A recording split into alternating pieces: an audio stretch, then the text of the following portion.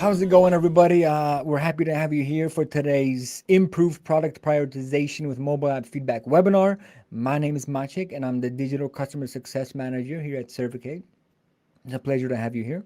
And together with my colleague Carolina, who you will meet a little bit later, we'll be dissecting the topic of improving product prioritization with mobile app feedback. That's right, just as the webinar title states. You're in the right place. So let's quickly get housekeeping out of the way here. As with every webinar, we are recording it, and that means if you sign up for the webinar, you'll also be receiving a recording of this session after we finish up. So expect an email in your box, likely the next day. And for the Q&A that we've got scheduled, some of you wrote in your questions when you signed up, so don't worry. We'll also be taking care of those during the Q&A portion. And here's our agenda for today.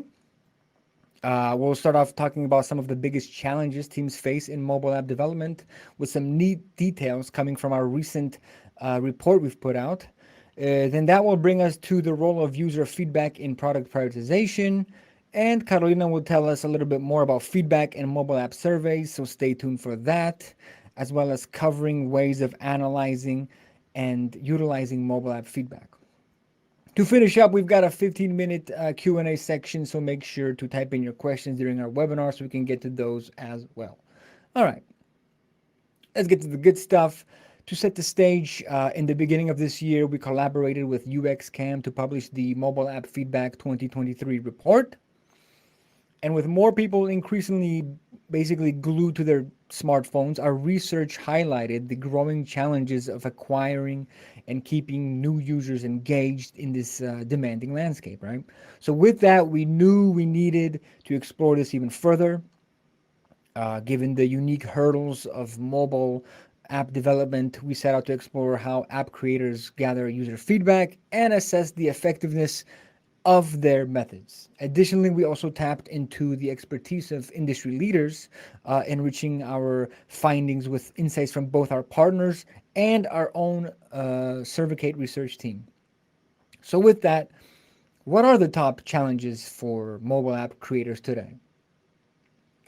To start off, the report revealed that over half of mobile app creators, so that's 56.2% to be exact, selected product prioritization as their largest hurdle. Finding this out, me and Carolina decided to sit together and dive deeper into the nuances of this challenge and how we can help you overcome it. Here's what else we learned. As per the data, product prioritization is the most complex and critical processes in mobile app development, hands down. It requires a strategic approach on all fronts to balance out all of the various factors that contribute to it. And what do I mean by all fronts? Well, we'll get to that in a little bit, so stick around. But first, let me go over a couple more key challenges worth mentioning here. User engagement, yeah. As you can see on that beautiful graph there on the right, second on the list is user engagement and retention. Today's users have high expectations for app quality, performance, and user experience. And as most of us know from experience, if an app doesn't meet these expectations, we're simply going to abandon it in favor of the competitors, right? If there's a reasonable choice. That's why it's so important for developers to stay on top of things, making sure to continuously improve and update their product based on user needs. Third on our list was, as one of the key challenges in mobile app development, app performance. As with user engagement and retention, users expect their apps to perform well. Who would have thought? This means quick load times and that it functions smoothly without any weird hiccups here and there. The truth is, even a slight performance issue can lead to total frustration with that app abandonment. Yeah. All right, so we know what the biggest hurdles are. Let's find out how mobile app creators are dealing with them right now. More importantly, how they are dealing with product prioritization, as is the biggest hurdle. In the context of product prioritization, developing an app requires a holistic view of not only the product itself, but also of user sentiment toward it. as well as the competitive landscape. Get this right, and most of the time, this will be the deciding factor of whether your app is a hit or not.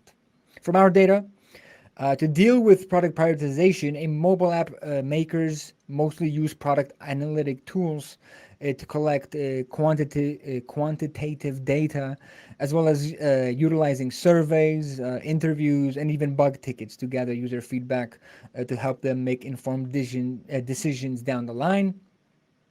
So there's clearly a process of combining data from different sources. It's worth noting, however, here that some app makers admit that their current approach at tackling product prioritization isn't giving them a clear picture, and there's a lot of guesswork involved in the end. And that's why we're here to sort of help you refine that strategy so that you're doing a lot less guesswork and have an opportunity to actually gather and work with quality feedback to improve product prioritization. Speaking of feedback, so make no doubt about it, user feedback acts as your or is your guiding light to help you with your prioritization efforts, ultimately helping you align your goals with user preferences and wants in the development process. So why is feedback necessary? Well, I'm glad you asked. First up, why is it necessary? Pain points. It gives you a chance to address pain points, right? The user feedback that you collect helps you identify what's missing, meaning what your users like and don't like, right? Stuff like that. It's all about identifying all of the significant pain points and needs. These will no doubt guide the product prioritization process. But I suppose even more importantly, it gives you a chance to also identify the obstacles that prevent users from achieving their goals. Why else is it necessary? Okay, validating product ideas, right? Before investing resources into developing, let's say, new features or products or making any significant changes, user feedback in this case is used by mobile app creators to validate their ideas, allowing you to pose questions like, will users find this particular feature valuable? Helping you decide if it should be a priority or not at the given time. One of the key challenges that I mentioned during the start of our webinar, right? User satisfaction and retention.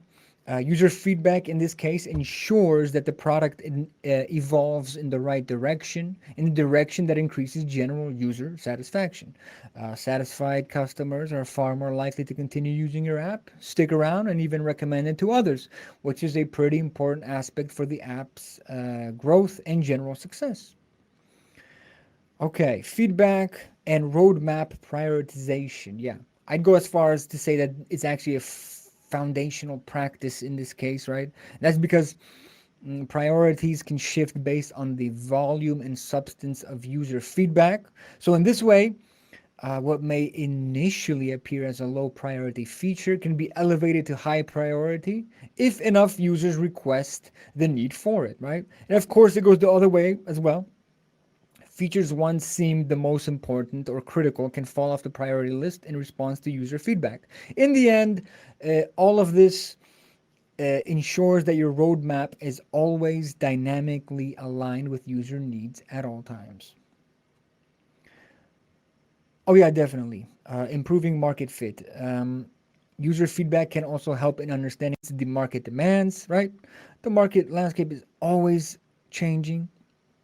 And user feedback here will ensure that the app remains relevant and competitive by giving you a chance to continuously adapt to market needs. And when you're actually acting on that feedback and users see that their feedback is being acknowledged, it can foster a sense of community. Not only that, but they are more likely to remain engaged with your app, especially now that they know their input can shape the product you're putting out going forward. I'm hoping that at this point you're kind of like starting to get the bigger picture. User feedback is invaluable. It's priceless. But why does it matter? Knowing why uh, user feedback is necessary to improve product prioritization is great and all, but how about I share with you briefly a couple of use case examples from companies who have truly understood and utilized user feedback to help shape their product development for incredible outcomes. First up, Pack Help used our platform to gather over 30,000 responses and had a pretty impressive response rate with their survey campaigns, if we don't mind saying so. Basically, our platform helped them set up a customer feedback loop and introduced NPS and CSAT as company wide success metrics, making product and business decisions faster and more informed. Right? More importantly, to tie in with our theme today, mm, Pack Help also began to evaluate their existing features that help them to discover new ideas using product satisfaction surveys, for example. And ultimately, it was this feedback that led to a realization that effective user experience and boring features were highly valued, guiding feature prioritization and leading to new feature implementations. Next up, we have Agendor and another one. Yeah, that's the one. So, as an online CRM, we got a chance to learn more about how they used user feedback to ultimately help prioritize their product roadmap. Basically, the way they went about it is they used surveys to understand which software integrations their users were interested in, and that also helped them collect feature requests along the way. Ultimately, all of this contributed to helping them prioritize the product roadmap and ensuring that the development efforts were aligned with user needs and requests. With surveys, they managed to essentially discover which direction the product needs to go to fulfill customer expectations, right? And if you want to read more about these success stories, Agnieszka here in the chat will post some links so you can check that out as well. And if you're watching this later, you'll find the links in the description box below. So this brings us to our next segment, ways of gathering feedback about your product, with of course with product prioritization in mind. How are mobile app companies approaching this process? Throughout this presentation, I've briefly touched on how some companies are doing this, but the truth is there are many ways to gather feedback about your product. Let's go over some of the popular ones now. First up, we have review sites. So like Apple App Store or Google Play go a long way in many cases. I'm sure we've all used review sites to gauge if we want to try out an app or not. They're a great way to see what people like and dislike, right? The great thing about review sites is like this is that they have a lot of unprompted feedback, and this type of feedback usually tends to be more genuine. Of course, you can always implement a prompted approach as well by triggering to ask your customers during their in-app experience as well. Some tips here. You can of course separate these triggers into different segments, meaning you can ask, for example, new customers after they've used it, or ask existing customers. Sometimes companies even send out email campaigns to people who have downloaded their app to leave a review, right? It really depends on the type of feedback that you're looking for. Last awesome tip is if you're using our platform, our logic settings allow you to redirect promoters from, let's say, an NPS or CSAT survey to leave a review right away.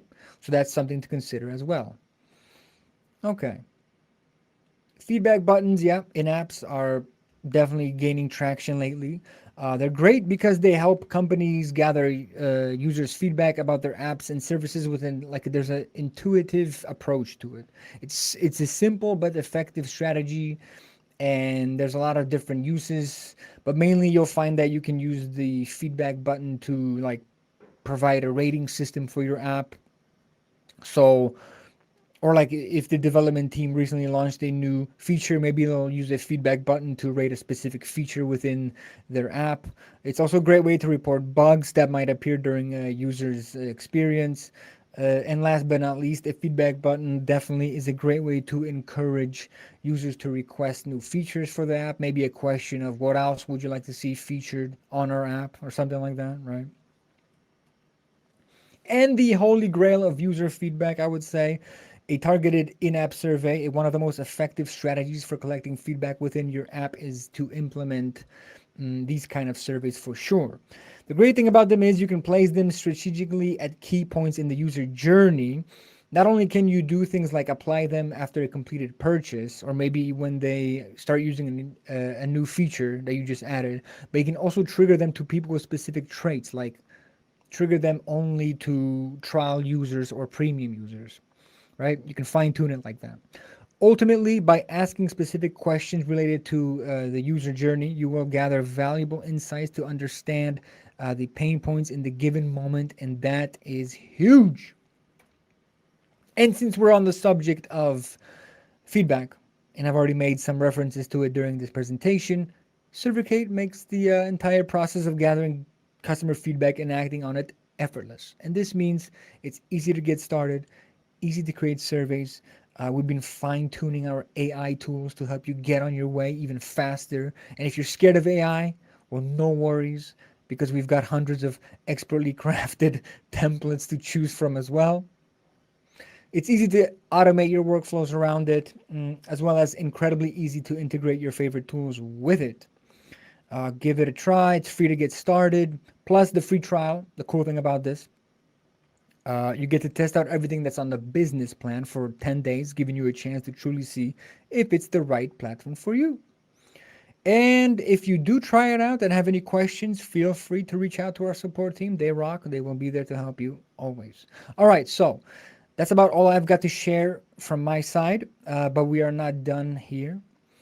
Uh, we're going to we're going to take all of this information, and Carolina will now put the cherry on top by expanding on our topic for today. Carolina, the stage is yours. Hi everyone. Hey. Thank you, Maciek, for your insights about product prioritization and user feedback. I will be building on what you've said and elaborate on feedback effectiveness, service, and feedback collection and analysis. But first, maybe let's start with a quick intro so everyone knows why am I here. I'm a product marketing manager at Survicate, and together with my team, we led research and created a report about mobile app feedback. So, to elaborate on the role of feedback for mobile app makers, we've run a survey and discussed this topic with product managers, UX professionals, and developers working with mobile apps. Today, I will share some insights with you, but if you're interested in full version of the report and if you haven't already seen it, you can use the link from the chat and download your own copy. So, having that said, I believe we can dive into mobile app feedback effectiveness. Let's start with what are the most popular feedback collection methods among mobile app makers. And as you can see here, those are App Store reviews, customer support interactions, and user interviews. Usually, those are used as a combination of the few feedback collection methods. But the question is, are those methods most popular because they are perceived as most effective? This is also something we aimed to measure. And in the follow-up questions, we ask our respondents to rate the effectiveness of the methods they use on a scale from 1 to 5. And based on those evaluations, you can see that respondents are not always most satisfied with including App Store reviews or user interviews to their feedback collection process. But you can see that in-app feedback, in-app service or email service in their process are correlated with higher effectiveness.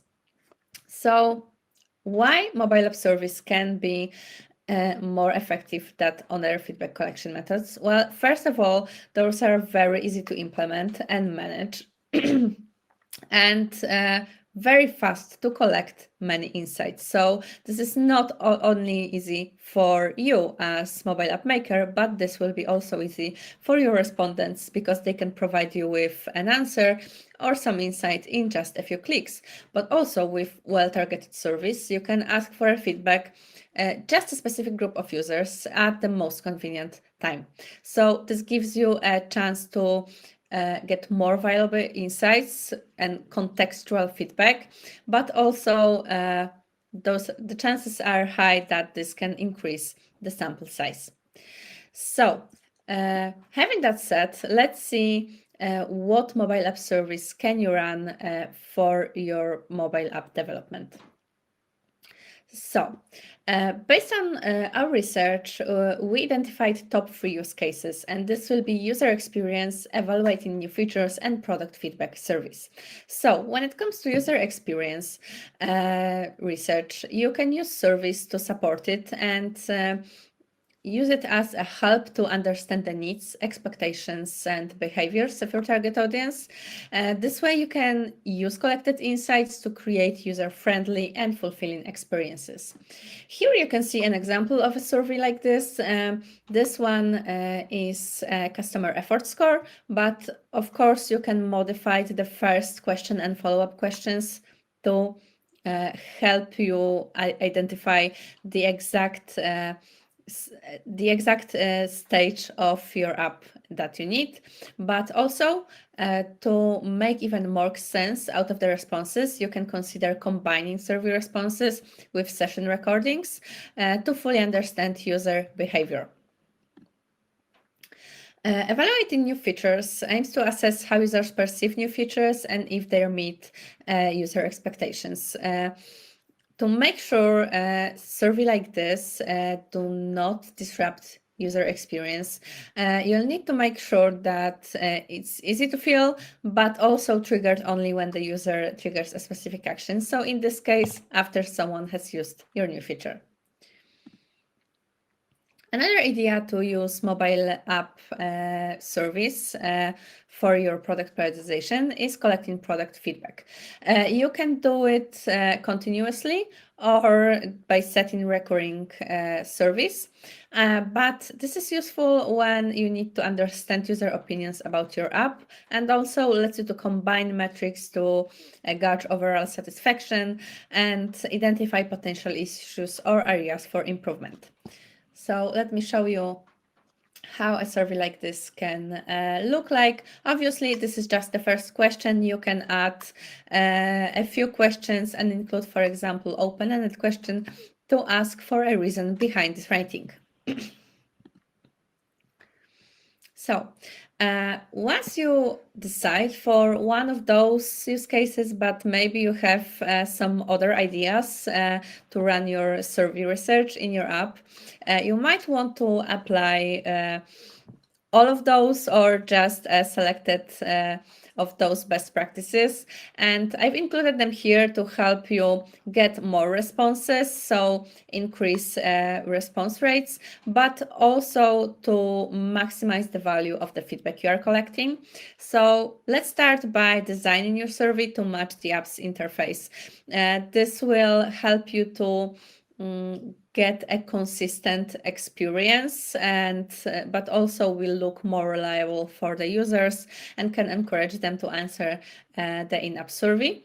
Another thing to remember is that surveys should be easy to fill and quite short if possible, of course, because users usually come to your app to perform a specific action. So if you start asking them too many questions, this may actually disrupt the user experience and discourage not only from answering future surveys, but also from using your app. So another thing is targeting only relevant users to get valuable feedback.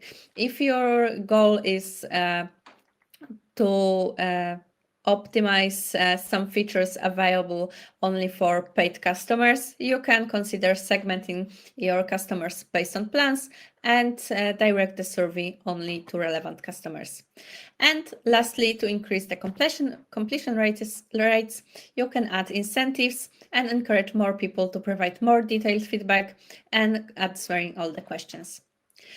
I hope that shed some light on what surveys to run and how to make product prioritization easier with surveys.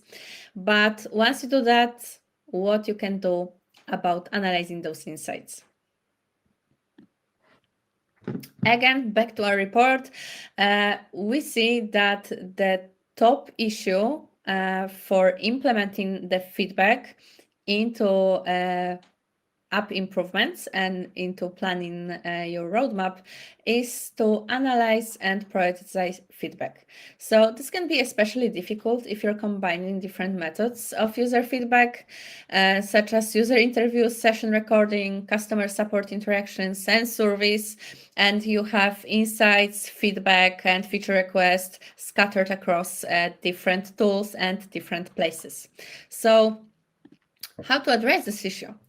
Uh, First of all, to identify the most common feature requests and complaints and make those data-driven decisions, you might want to consider using a tool that have a clear dashboard, enabling you to filter the responses and track user sentiment over time. And this will be crucial to make you able to make decision faster. So if you're using more than one feedback source, something like feedback ham can be extremely useful. So you can bring all the feedback pieces into one place, and when you're looking for some specific insights, you will be able to filter it there and find the right ones. Another idea for you to make analysis easier is to integrate feedback tools with product analytics, data management, or session recording tools. Survicate enables you to integrate with over 20 tools, including product board, mix panel, and Sur will launching also UXCam integration. So this will let you to combine behavioral data with survey responses. If this sounds like something you might want to use, you can find the waiting list in the chat. Make sure to join it and we will notify once this integration is available. And lastly, but this is not the least important thing, you can use AI tools to help you categorize insights and draw conclusions. So in Survicate, we have AI text analysis feature, and this will categorize feedback from open-ended questions automatically. So you no longer have to spend long hours by going through all the feedback pieces, but have them categorized, and it's easier to find the right one. So let me just change my screen and show you this AI categorization in practice. Okay, we are in the Survicate panel. You can see the product feedback survey that have already collected some responses. First question is a traditional customer satisfaction score. You can see the ratings here, but let's scroll down so I can show you the AI analysis feature. So third question is a follow-up, asking users to leave a suggestion on what can be improved. The basic view is all of those text answers listed here, so you can easily read them. There's also an option to save a particular response in a feedback hub or visit the individual respondent view. This view will let you to preview the remaining answers for all the questions, as well as see user attributes that are passed from your application. If you don't want to read through all of those responses, so which will be probably very time consuming if you have a lot of users, you can visit the topic tab. And those are automatically categorized responses. So you can see here that most users are suggesting improvements on product information enhancement. And if you click on this category, you will be displayed with all the responses related to this category. So again, you can save those in Feedback Hub or visit an individual respondents tab. This is how it looks. I hope this will be helpful for you.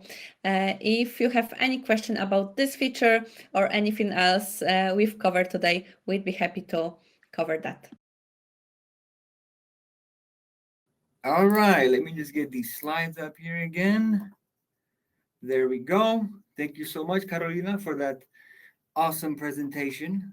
Before we head into the Q&A portion, because we did mention the mobile app surveys, if you like to see like firsthand how to install the Survicate SDK in your app, right? You can watch our previous webinar, which is called, what was it called? Okay, unlock the power of mobile app surveys. Yes, on top of the intuitive installation demo, You'll also find more insights into all of the wonderful possibilities of mobile app surveys as well. So be sure to check that out. Additionally, you can also check out our help center if you're more of the reading type, right? Okay, so mm, yeah, let's first take care of the questions that were written in. Coincidentally enough, the first question relates somewhat to what I just mentioned. So here we go. We don't we don't have SDK installed. I was keen to see what it could look like before committing time to installing the SDK. Is this possible? And this was sent in by Patricia. Uh, Great question. And the answer to this is no, you do not. You can simply create a new mobile survey within Survicate, and then you'll have a preview in the editor of how it would look. In fact, I think yeah, it will look something like this. Not something like this. It will look exactly like this. Similar to what Carolina showed us during her part of the presentation, you'll get a preview of your mobile app survey right away. So like just like that. And I hope that answered your question. So thank you for writing in. Go to the next one. Okay, so second one is from Emily. And the question is, can I translate my survey into multiple languages? And is the respondent then able to change the language? Interesting question. Yeah, in this with this one, I would say we do have a multilingual surveys feature, which is not only available on our mobile surveys, but you can also take advantage of this feature for the email link surveys as well as website surveys. Basically, with this feature, you can add translations to the survey of your choice and will automatically display the survey in the language adjusted to the respondent's browser. Now, for the second part of your question, yes, there is no option to let your respondents choose the language themselves, as I just mentioned. The survey will be displayed in the respondent's browser language. Okay, and for our last question that was sent in, it's what do you feel is the most important when prioritizing features for example? This comes from Alfredo. Thank you for sending that in. Okay, so this is a great question, and basically this whole presentation. Uh, aside from all the stuff we've already covered today, the most important is knowing, I would say, just from the report itself and just from experience, is knowing what your business and app goals are, right? So make sure you align the feature development with strategic objectives, right? I would say that's the most important thing to consider. But aside from that, I will also say market trends definitely are a big one. Yeah, as well as uh, staying informed, about the latest trends in mobile app development in your industry, right? Even doing things like incorporating trending features or technologies, like staying on top of things, right? Kind of like how like we've got this big AI boom right now, right? Like anybody who doesn't is not dipping their feet in AI is, come on, what are you doing? But yeah, that's my answer right there. So thank you so much for sending that in. Do we have any questions in the chat? Okay. No, we don't. So with that, we're ready to conclude the webinar for today. So thank you for everyone that signed up. Thank you for the people who attended today. Thank you, Carolina, for being such an awesome presenter. Thank you, Agnieszka, for Carolina. Thank you, Patrick, and thank you everyone for joining us today.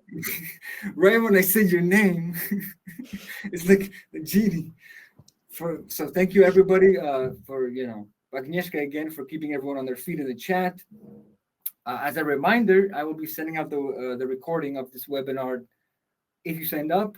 I hope you enjoyed this webinar as much as we enjoyed putting it together for you. If you'd like to join us for more webinars, we actually have a webinar page that will show you all the different things we've got coming up. So feel free to check that out. You can register for upcoming ones, view old ones, everything. Oh, and remember, if you have any questions pertaining to anything, feel free to reach out to us on support. We'll be happy to help. So yeah, that does it for us. Have a wonderful rest of your week, everybody. Thank you, and take care.